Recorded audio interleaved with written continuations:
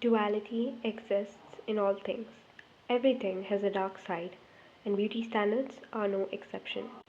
Beautiful women are often destined for tragic ends. The idea here is that they are either a being of light or a creature of darkness.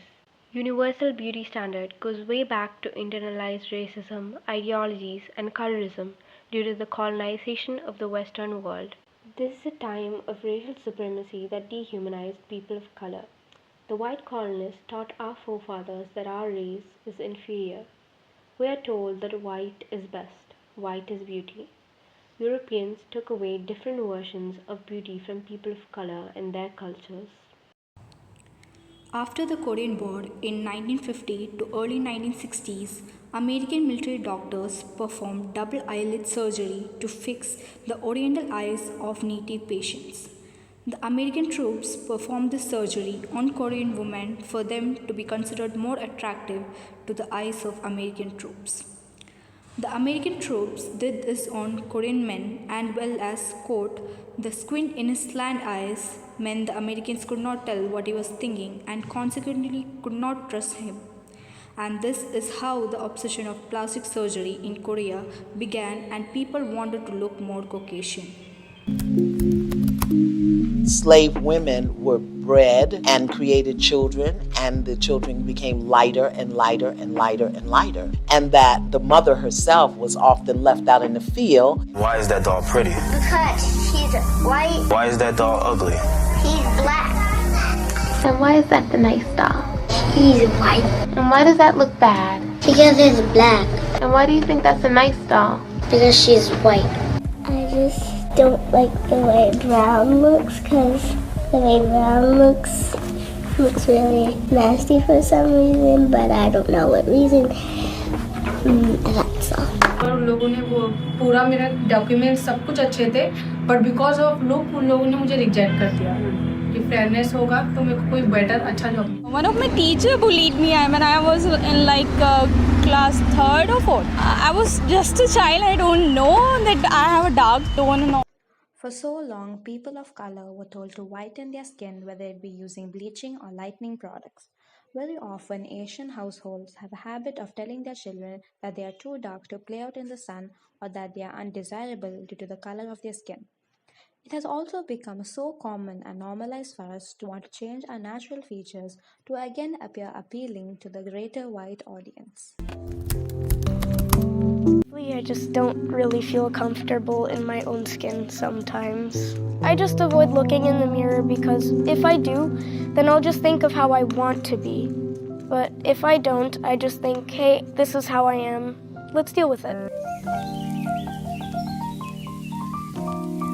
What does beauty mean to you personally? Beauty, what I feel is the inner beauty which plays an important role. That's why we always say, I have been studying in my smaller classes, my mother is the most beautiful woman in the world.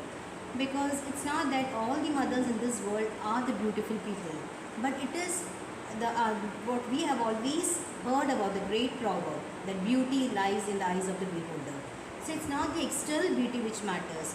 And even if the person is not having the external beauty, but the quality wise, the inner qualities, it simplifies that, and really that person is really worth admiring. So it's not that beauty it's not the external beauty, it's the internal beauty, the inner beauty, the qualities inborn in them that exemplifies a person. According to me, beauty means something that is internal, which is not external. That is, external beauty is something what it can appear or disappear at any time. Whatever is there in our mind that makes us more beautiful, maybe your personality, maybe your character, maybe the love or the attitude what we are showing. How do you think the definition of beauty has evolved over the past decade? The definition of beauty for a few decades, I think in the olden days people were giving importance to the facial, the beauty of the face, facial features, and of course the beauty of the physical structure, that is body also. But now that concept is not there. Now beauty is something, the personality. Beauty is personality nowadays. What advice would you give to someone trying to find their own beauty identity? I'll relate beauty to personality. develop your personality. Everybody has his or her identity. So you have to judge a person not by the beauty, but by his or her identity which she has made up. That is through the personality traits, which differs from individual to and it should be different. As you have an unique name, what is own of yours is your name. So same manner, your personality should be yours. You should not try to copy from others, or don't try to say that if you are not the beautiful person, you may not be the best person in this world. It's nothing like that. Your personality marks your identity. To find our own beauty now, we have to understand ourselves. That is, our own self-perception should be there. We have to realize what we are. It's not based on others' concept. They may be thinking that when others observe us, they may be observing whether we are fair, tall, fat, thin, whether we are having long hair, short hair, curly hair, like that. So all those things are observed by the external ones. What we should do is we should evaluate ourselves. We should look into ourselves, what qualities we are having. Those qualities are not possessed by other people. It's our own. So we are being an individual with lots of individual difference. So believe in that individual difference and believe that that is our own beauty. No one can copy that, and no ads or no products can replace that beauty also. There's a Fiji case study based on the introduction of televisions in the 90s. In Fiji, being told you had gained weight was a great compliment. Having a large body was a symbol of status and beauty. Before the introduction of televisions, there was no such thing as an eating disorder in Fiji. But after the introduction of it, young girls stopped wanting to look like their aunts and their mothers. Instead, they wanted to look like the pretty models on TV. Only after the introduction of television in Fiji, reports showed children developing an eating disorder. The young children in Fiji started seeing themselves as poor and fat. Younger and younger children are introduced to this distorted idea of beauty, which can have a significant impact on self-esteem and trigger body dysmorphia. There's so much evidence linking mental distress, depression, and suicide among younger people to social media. The beauty standard is always changing, aiming to make you insecure to sell more.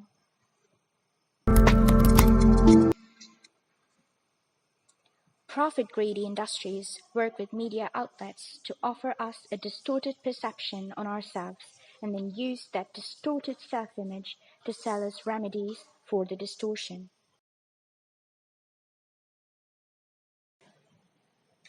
It's hard to embrace our natural self when for so long representation in the media has been centered around being Caucasian and having Eurocentric features. We are so beautiful in our own ways. There's so much beauty in all sizes, ages, and cultures that we need to celebrate. You don't need to be of specific height or have specific skin tone. We are allowed to have flaws, stretch marks, pores, and acne. Our body weight fluctuates and it's completely normal and fine to do so. We are all aging. You are not any less beautiful for having wrinkles, for its sign of wisdom and experience in many cultures. Don't ever compare your living, breathing, beautifully imperfect real-life human self to someone else's controlled online content.